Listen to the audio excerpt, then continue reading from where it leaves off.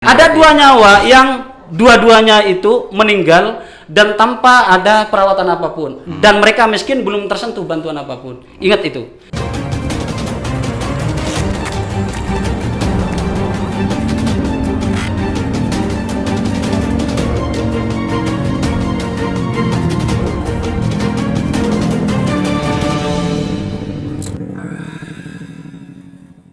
Sulit gitu ya kalau Sangat pakai sulit. kriteria Ya. itu. Nah, kemudian ketika kita antarkan orang ini, orang miskin ini ke rumah sakit gitu ya, setelah dari dokter dirujuk ke rumah sakit, di rumah sakit itu di Anamedika saya sebutkan saja gitu ya, di sana diobservasi dari sekitar maghrib lah kurang lebih gitu ya, sampai sekitar jam 10 sudah selesai sebetulnya observasi itu. Dan saya katakan gitu kan, apakah ini tidak masuk ke ruang inap? Karena sudah selesai COVID apa segala macam, hasil tes darah, ronsen dan segala keluar sudah semuanya. Karena memang lama saya tinggal saja, jadi keluarganya yang menunggu. Jam setengah 1 malam pada saat itu gitu ya, ternyata orang ini keluarganya disuruh tanda tangan bayar 11 juta untuk dioperasi. Kalau nggak dibawa pulang. Gitu. Ini adalah rentetan yang saya ingin katakan, rentetan bagaimana pemerintah Bangkalan dalam hal ini Dinsos gitu ya, bicara mengadvokasi tentang data kesehatan, data yang seharusnya orang-orang yang kisnya diblokir ini seharusnya diketahui dan seharusnya memang layak dia dapat diakas tanpa harus melalui proses tetek bengek dan segala macam itu. Yang Pak Dasuki rasakan itu justru dipimpong atau bagaimana ya? Ya, ini dipimpong dan alasan ada alasan lain gitu ya. Makanya belakangan saya mengatakan bahwa pemerintah Kabupaten Bangkalan itu berbisnis nyawa. Berbisnis nyawa. Berbisnis nyawa gitu. Ini Mirza, menarik ini. Dari kasus ini Pak Dasuki ingin mengatakan dalam konteks ini ingin mengatakan jangan bukan berbisnis nyawa, jangan berbisnis Jawa lah gitu ya. Ya. Saya ingin mengatakan bahwa fasilitas orang miskin itu seharusnya dipermudah dan dipermurah, bahkan kalau bisa seharusnya tanpa biaya, gitu ya. Nah, karena kondisi yang seperti itu, saya datangi lagi rumah sakit. Nah, saya pastikan sudah bawa pulang. Dan besoknya sore kita bawa ke dokter praktek, itu dioperasi, ya dibuanglah kotoran dan segala macam. Hanya 300.000 dan 300.000 gitu ya, dan sampai saat ini sembuh orangnya, sehat. Itu berarti pertolongan gitu Allah, pertolongan Allah itu tanpa fasilitas negara. 300.000 Allah mengijabah doa dirinya dan keluarganya, barangkali begitu. Teman-teman gua di G25 ini kan ikhlas mendampingi. Maka gitu kan. Mari kita beristighosah, tidak usah minta fasilitas negara gitu. Gini, saya ingin mendalami masalah yang ini, biakes dan segala macamnya ini. Kesulitan yang ditemui dan yang juga dialami oleh G25 dalam mendampingi orang-orang miskin yang membutuhkan itu, yang menjadi titik beratnya tadi kan mau konsisten dengan aturan ini apa enggak, kan begitu maksudnya. Ya. Kenyataannya yang di lapangan, yang dilihat, yang diamati, yang dicermati oleh G25 bagaimana? Enggak konsisten berarti. Sangat tidak konsisten. Ada contoh lain gitu ya, yang ramai kemarin di daerah Kamal itu gitu ya. Ada seseorang yang sebetulnya secara kualifikasi itu masuk, tetapi ternyata ketika disurvei, mungkin surveinya serampangan ya gitu ya. Tidak ada orangnya barangkali, terus tanya ke tetangganya, difoto dan dikatakan tidak layak. Gitu, sehingga orang itu tidak mendapatkan fasilitas itu. Tetapi ketika ada orang yang berbicara itu, akhirnya disosialisasikan, dimedsoskan barangkali gitu ya. Akhirnya ya orang SLRT gitu ya, dan Kadinsosnya katanya turun langsung. Setelah itu dikatakan layak gitu ya. Sama Dinsosnya. Sama Dinsosnya dikatakan layak dan dapat biakes ini gitu loh. Pengurusan sebelumnya itu berarti lewat SLRT.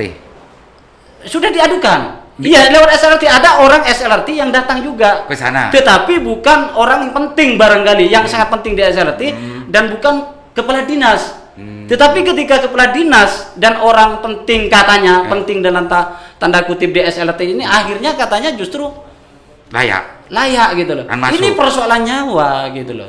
Ini lagi-lagi ini menegaskan bahwa jangan berbisnis nyawa. Jangan berbisnis nyawa.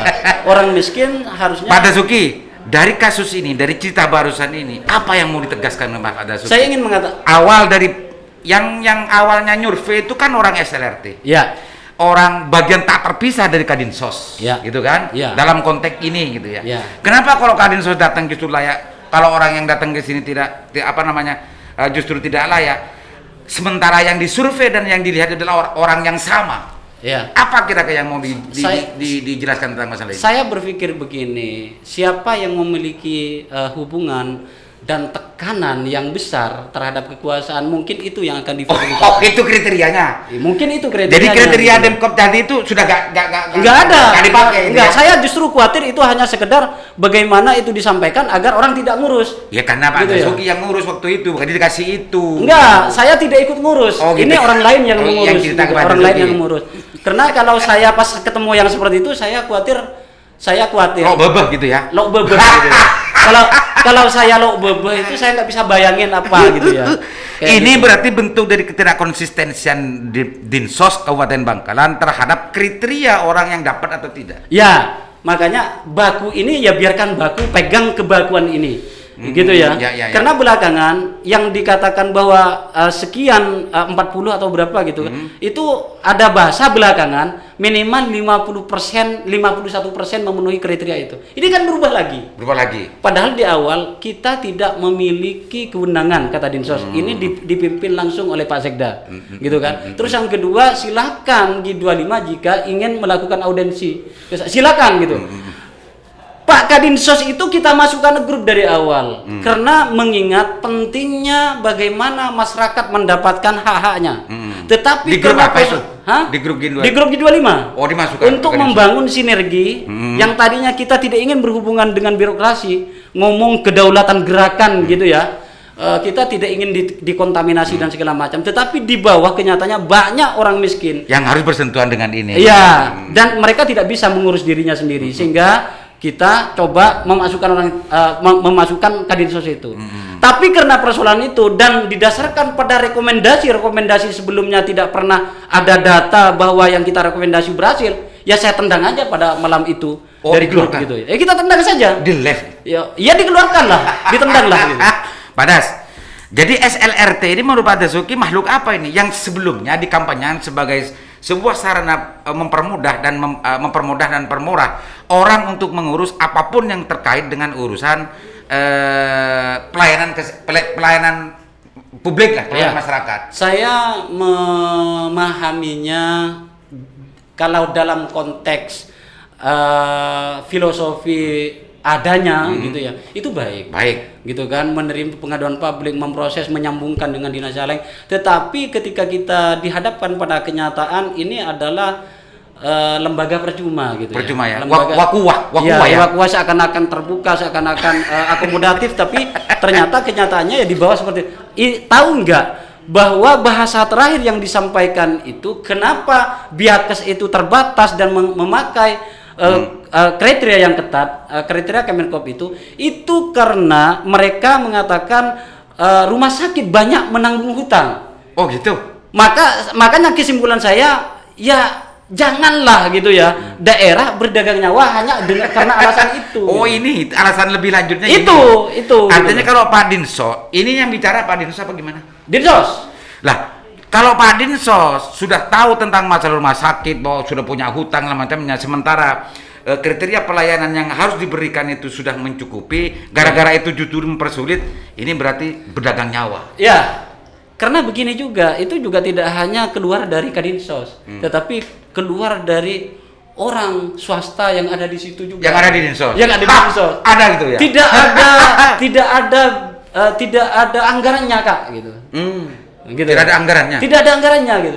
Yang seperti ini tidak ada anggarannya, sedangkan untuk biaya rutin, biaya operasional dari beban APBD yang ada dari 2,5 triliun gitu, 1,5 triliun lebih itu untuk biaya operasional. Dikemanakan itu? Seharusnya akan keberpihakan itu dilihat dari postur anggaran APBD-nya gitu loh. Nah, ini orang miskin dan berhubungan dengan persoalan nyawa ini. Pak Basuki ingin mengatakan kalau memang betul-betul pemerintah daerah ini betul-betul berpihak terhadap orang miskin, berpihak terhadap rakyat gitu ya, mestinya jangan memakai alasan tidak ada anggaran dan macam itu. Iya dong. Apalagi yang mengatakan ini justru bukan orang RSUD, tapi orang Dinsos. Ya, orang Dinsos. Apakah orang Dinsos ini sekarang dengan keadaan semacam itu justru sudah menambah lagi tugas dan kewenangannya untuk memikirkan RSUD ya, gimana ya? Saya tidak tahu, tetapi yang jelas saya ingin mengatakan begini.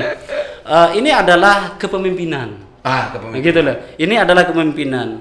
Saya akan tuntut ya. Seorang pemimpin dilihat keberpihakannya itu satu ketika hadir di tengah-tengah masyarakat.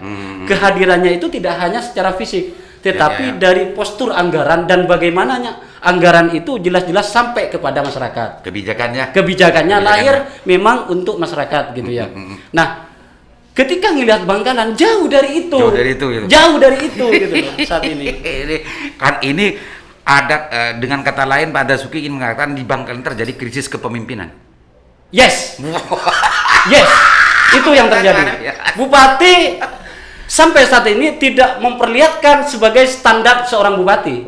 Yang dulu kayak itu gitu. Ya? Yang dulu. Tidak standar. Kalau kita berharap luar biasa gitu. Ini standar aja tidak memenuhi kriteria standar gitu.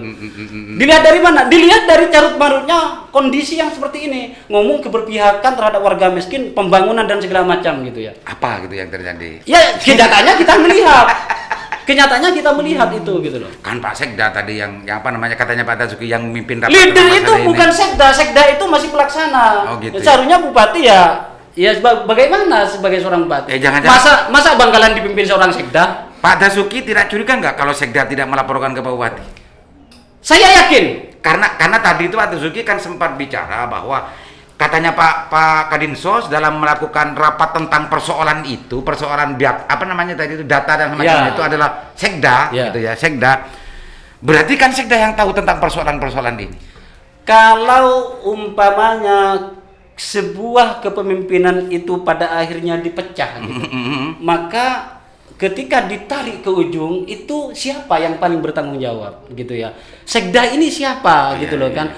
Tetap di bawah perintah bupati. Kalau bupati sampai tidak tahu gitu ya. Ini kan naif gitu loh. Sangat naif. Artinya gitu. Tidak boleh diem. Juga Pak Bupati harus proaktif. Kenapa harus ada ini? Kan gitu. Ya bodoh dong kalau umpamanya ternyata ini tidak tahu gitu ya kan. Ini persoalan yang sangat penting kan gitu. Dan kan? persoalan dasar dalam kepemimpinan. Dan saya husnudon saya beliau paham. Gitu. Hanya apakah beliau mau berbuat ini, mau berpihak nggak ke warga miskin ini? Itu ya, berarti pilihan. Ada 2 nyawa yang dua-duanya itu meninggal dan tanpa ada perawatan apapun. Dan mereka miskin belum tersentuh bantuan apapun. Ingat itu. Ketika bicara nyawa itu lebih berharga dari hal-hal yang lain. Makanya G25 jelas adalah gerakan berdaulat dan jangan coba-coba main-main karena ke depan kita akan melakukan advokasi itu secara total. Saya sudah tidak perlu lagi untuk lebih mendalam lagi karena sudah dalam. Apalagi sudah bicara masalah krisis kepemimpinan. Saya kira sudah cukup pemirsa. Tapi saya kasih lagi kesempatan satu kali sebagai closing statement tanpa saya harus pandu. Silahkan. Ya, G25 Indonesia bergerak didasarkan pada gerakan bersama. Tidak ada orang yang berkuasa di sini karena sifatnya semuanya relawan. Tidak ada sumbangan besar kecil yang mengikat, semuanya sama. Artinya sumbangan sukarela yang secara tulus diberikan dan diberikan juga didonasikan kepada orang-orang yang butuh. Dan karena ketulusan ini kita akhirnya ketemu dengan banyak persoalan di bawah. Kita menemukan banyak persoalan dan kita mencoba menempuh jalan yang baik. Mencoba membangun koordinasi, mencoba membangun kolaborasi jika itu mungkin gitu. Ternyata memang tidak mungkin gitu, sangat tidak bisa gitu. Sehingga dengan kondisi seperti itu kita memastikan dan pada akhirnya mendepak Pak Kadinsos dari G25 itu ya karena beliau memang sama sekali tidak bisa berbuat apa-apa. Ingat, kita adalah gerakan berdaulat. Dan selama ini rayuan siapapun tidak mempan ke kita. Jangan coba-coba merayu karena sampai kapanpun kita tetap akan bergerak didasarkan pada kenyataan yang ada. Kita tetap akan melakukan upaya-upaya untuk mengadvokasi mereka. Tadinya kita berprinsip bahwa kita tidak akan berhubungan dengan birokrasi lah. Kenapa kita mampu dengan program yang kita miliki? Kita memiliki donatur militan. Walaupun mungkin 25.000 itu kan tidak banyak. Kita receh, tetapi kita kumpulkan recehan itu dan alhamdulillah kita bisa menyumbang, menghidupkan beberapa rumah tangga dalam setiap bulan. Dan karena itulah kita memiliki kekuatan warga miskin, desahan jeritan tangis mereka yang pada akhirnya membuat saya yang tadinya sudah tidak ingin melakukan apa-apa gitu ya, dan pada akhirnya harus ngomong sekeras ini, harus ngomong dengan emosi seperti ini, karena keberpihakannya tidak jelas gitu loh. Sudah saya kasih kesempatan sangat luar biasa. Mudah-mudahan bermanfaat. Tidak penting lagi untuk saya jelaskan lagi. Assalamualaikum warahmatullahi wabarakatuh.